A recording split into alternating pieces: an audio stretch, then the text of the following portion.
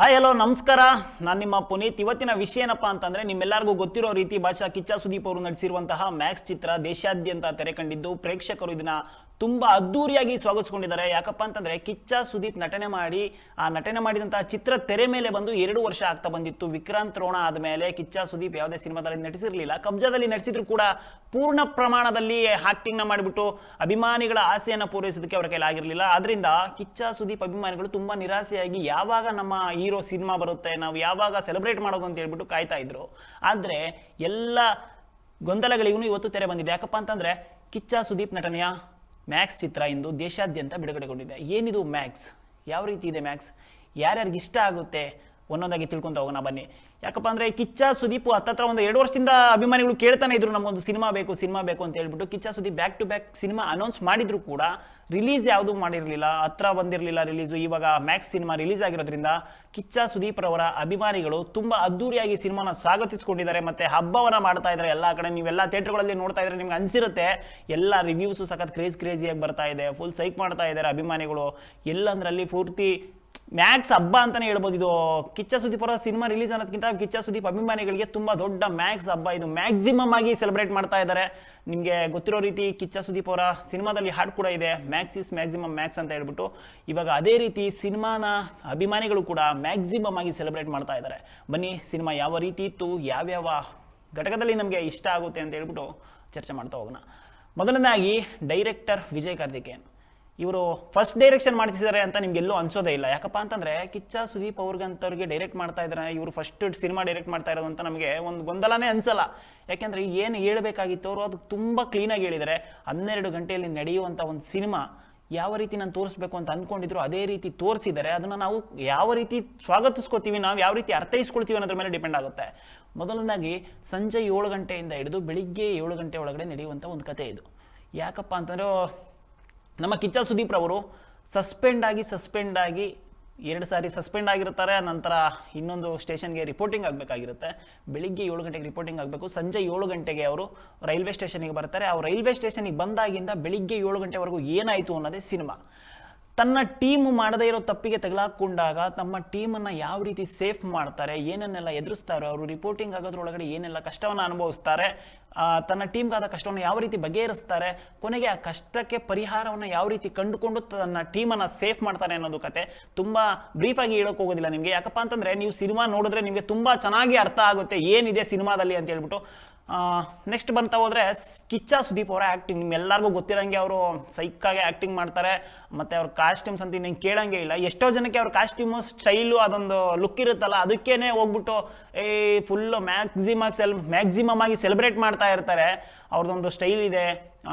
ಯೂನಿಫಾರ್ಮ್ನ ಎಲ್ಲೂ ಬಳಸಿಲ್ಲ ಕಿಚ್ಚ ಸುದೀಪ್ ಅವರು. ಇದರಲ್ಲಿ ಆ್ಯಕ್ಚುಲಿ ಹೇಳ್ಬೇಕು ಅಂದರೆ ಕಿಚ್ಚ ಸುದೀಪ್ ಅವರು ಪೊಲೀಸು, ಆದರೆ ಎಲ್ಲೂ ಕೂಡ ಯೂನಿಫಾರ್ಮನ್ನು ಬಳಸಿಲ್ಲ. ಮತ್ತು ಇನ್ನೊಂದೇನಪ್ಪ ಅಂತಂದರೆ ಸಖತ್ತಾಗಿ ಅವರು ಗೂಳಿ ಆದ ನಂತರ ಇದೇ ಮೊದಲ ಸಿನಿಮಾದಲ್ಲಿ ಈ ರೀತಿ ರಗಡಾಗಿ ಆ್ಯಕ್ಟ್ ಮಾಡಿದ್ದಾರೆ. ಸಖತ್ತಾಗಿದೆ. ಅವ್ರ ಗತ್ತು ಗಾಂಭೀರ್ಯ ಇರ್ಬೋದು, ಅವ್ರ ಸ್ಟೈಲ್ ಆಗಿರ್ಬೋದು, ಅವ್ರ ಕಾಸ್ಟ್ಯೂಮ್ಸ್ ಆಗಿರ್ಬೋದು, ಒಂದೊಂದು ಲುಕ್ಕು ಕೂಡ ಸಖತ್ತಾಗಿ ಕಾಣಿಸ್ತಾ ಇದೆ. ಗೂಳಿ ನೋಡಿದ್ಮೇಲೆ ಇದೇ ರೀತಿಯಲ್ಲಿ ಕಾಣಿಸ್ತಾ ಇರೋದು ಅಂತ ಹೇಳ್ಬಿಟ್ಟು ಅಭಿಮಾನಿಗಳು ಸಹ ಹೇಳ್ತಾ ಇರೋಂಥದ್ದು.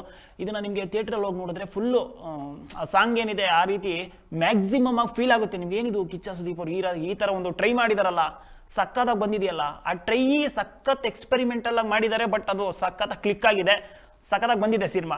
ಮತ್ತು ನೆಕ್ಸ್ಟ್ ಬರೋದಾದರೆ ನಮ್ಮ ಸಂಯುಕ್ತ ಹೊರನಾಡು, ಮತ್ತು ಅವ್ರು ಏನು ಸಪೋರ್ಟಿಂಗ್ ಕ್ಯಾರೆಕ್ಟರಾಗಿ ಮಾಡಿರುವಂತಹ ವರಲಕ್ಷ್ಮಿ ಶರತ್ ಕುಮಾರ್ ಆಗಿರ್ಬೋದು, ಲೀಡ್ ರೋಲ್ ಮಾಡಿದ್ದಾರೆ, ಸಖತ್ತಾಗಿ ಮಾಡಿದ್ದಾರೆ. ನಾನು ಅಂದ್ಕೊಂಡಿದ್ದವ್ರು ಹೀರೋಯಿನ್ ಅಂತ ಅಂದ್ಕೊಂಡು ಹೋಗಿದ್ದೆ, ಬಟ್ ಸಿನಿಮಾದಲ್ಲಿ ಯಾವುದೇ ರೀತಿಯ ಹೀರೋಯಿನ್ ಇಲ್ಲ. 3 ಜನ ಲೇಡಿ ಕ್ಯಾರೆಕ್ಟರ್ಸ್ ಬರ್ತಾರೆ. ಅವರೆಲ್ಲರೂ ತುಂಬ ಸಪೋರ್ಟಿವ್ ಆಗಿ ಮಾಡಿದ್ದಾರೆ.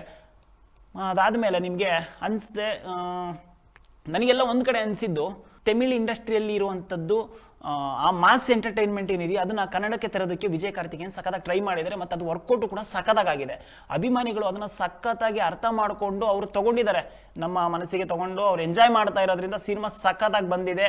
ಬರೀ 12 ಗಂಟೆಯಲ್ಲಿ ನಡೆಯುವಂಥ ಸಿನಿಮಾ, ಸಂಜೆ 7 ಗಂಟೆಯಿಂದ ಹಿಡಿದು ಬೆಳಿಗ್ಗೆ 7 ಗಂಟೆ ಒಳಗಡೆ ನಡೆಯುವಂಥ ಸಿನಿಮಾ. ಕಿಚ್ಚ ಸುದೀಪ್ ಅವರ ಆ್ಯಕ್ಟಿಂಗಲ್ಲಿ ಯಾವುದೇ ಕಾಂಪ್ರಮೈಸ್ ಆಗಿಲ್ಲ. ಮತ್ತು ವರಲಕ್ಷ್ಮಿ ಶರತ್ ಕುಮಾರ್ ಅವರು ಸಖತ್ತಾಗಿ ಮಾಡಿದ್ದಾರೆ. ಬರ್ತಿದ್ದಂಗೆ ಅವ್ರ ಎಂಟ್ರಿ ನೋಡ್ಬಿಟ್ಟು ನಾನು ಹೀರೋಯಿನ್ ಅಂತ ಅಂದ್ಕೊಂಡೆ, ಬಟ್ ಅವ್ರು ಹೀರೋಯಿನ್ ಅಲ್ಲ. ಸಖತ್ತಾಗಿದೆ. ಕಿಚ್ಚ ಸುದೀಪ್ ಅವ್ರಿಗೆ ಟಾಂಗ್ ಕೊಡುವಂಥ ಒಂದು ಆ್ಯಕ್ಟಿಂಗ್ನ ಮಾಡಿದ್ದಾರೆ. ಮತ್ತು ನಮ್ಮ ಸಂಯುಕ್ತ ವರ್ನಾಡ್ ಆಗಿರ್ಬೋದು, ಮತ್ತು ಸುಕೃತ ವಾಗ್ಲೆ ಅವರು ಕೂಡ ಸಖತ್ತಾಗಿ ಆ್ಯಕ್ಟಿಂಗ್ ಮಾಡಿದ್ದಾರೆ.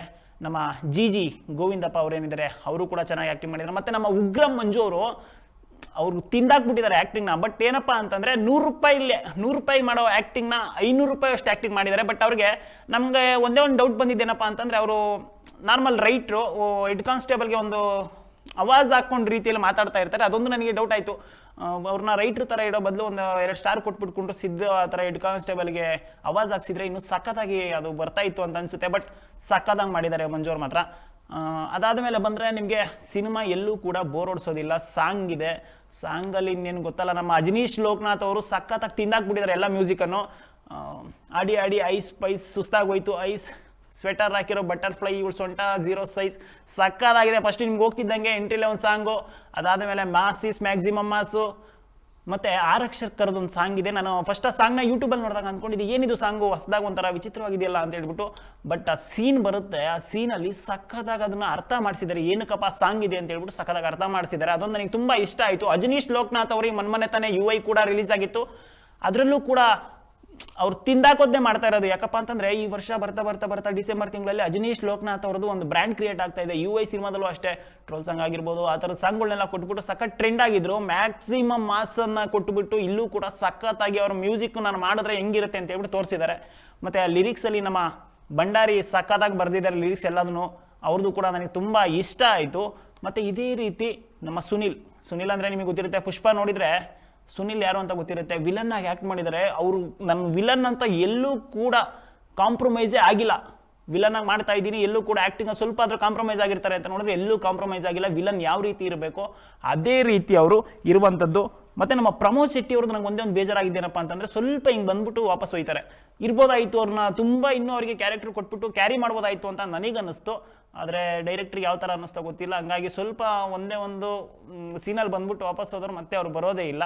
ಮತ್ತು ಇದು ಶರತ್ ಕುಮಾರ್, ಏನು ವರಲಕ್ಷ್ಮಿ ಶರತ್ ಕುಮಾರ್ ಅವರು ಇದ್ದಾರೆ, ಲೀಡ್ ರೋಲನ್ನು ಮಾಡಿರುವಂಥದ್ದು. ಇದು ಕಿಚ್ಚ ಸುದೀಪ್ಗೆ ಆಪೋಸಿಟ್ ಆಗಿ ಒಂದು ಲೀಡ್ ರೋಲ್ ಮಾಡಿದ್ದಾರೆ, ಸಖತ್ತಾಗಿದೆ. ಈ ಸಿನಿಮಾದಲ್ಲಿ ಕಳನಟ ಅಂತಾನೆ ಗುರುತಿಸ್ಕೊಂಡಿರುವಂತಹ ಶರತ್ ಲೋಹಿತಾಶ್ ಅವರದೊಂದು ಸಖತ್ತಾಗಿರೋ ಕ್ಯಾರೆಕ್ಟರ್ ಇದೆ. ಮತ್ತು ನರೇನ್ ಆಗಿರ್ಬೋದು, ಆಡುಗೊಲಂ ನರೇನು, ಇವರೆಲ್ಲರೂ ಸಖತ್ತಾಗಿ ಆ್ಯಕ್ಟಿಂಗ್ನ ಮಾಡಿದ್ದಾರೆ. ಮತ್ತು ಕಿಚ್ಚ ಸುದೀಪ್ ಅವರು ಒಂದು ಟೀಮ್ನ ಸೇವ್ ಮಾಡೋದಕ್ಕೋಸ್ಕರ ತನ್ನ ಫ್ಯಾಮಿಲಿಗೆ ಥ್ರೆಟ್ ಬಂದರೂ ಕೂಡ, ಪೊಲೀಸ್ ಫ್ಯಾಮಿಲಿಗೆ ಥ್ರೆಟ್ ಬಂದರೂ ಸಹ ಪೊಲೀಸ್ ಅಧಿಕಾರಿಗಳು ಸಾರ್ವಜನಿಕರಿಗೆ ತೊಂದರೆ ಆಗೋದನ್ನು ತಪ್ಪಿಸೋದ್ರಲ್ಲಿ ಕಾರ್ಯನಿರ್ವಹಿಸ್ತಾರೆ ಅನ್ನೋ ಸಹ ತೋರಿಸಿದ್ದಾರೆ.